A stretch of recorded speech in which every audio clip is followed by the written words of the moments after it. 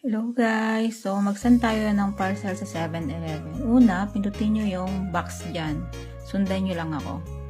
Then, click nyo yung first box. Click nyo ulit yung first box. First box ulit. Then, first box ulit.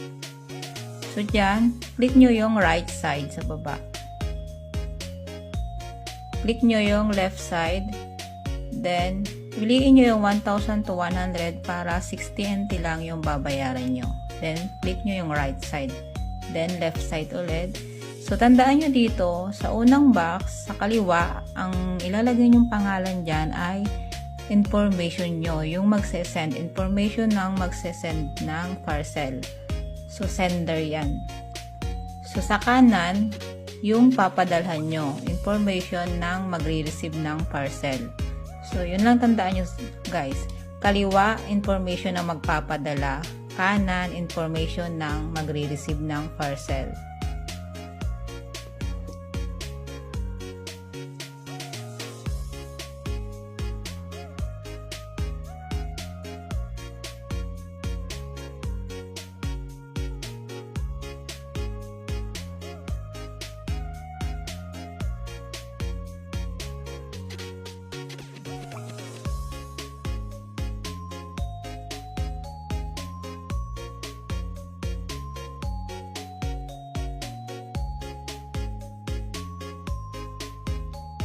So, ayan guys, nagawa ko na. So, next nyan, ilalagay nyo dyan yung 7-Eleven na papadalhan nyo.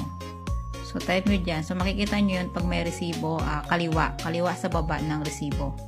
Yun yung kanilang address ng 7-Eleven. So, ilagay nyo lang dyan. Then, pagkalagay nyo dyan, click nyo yung right side sa baba.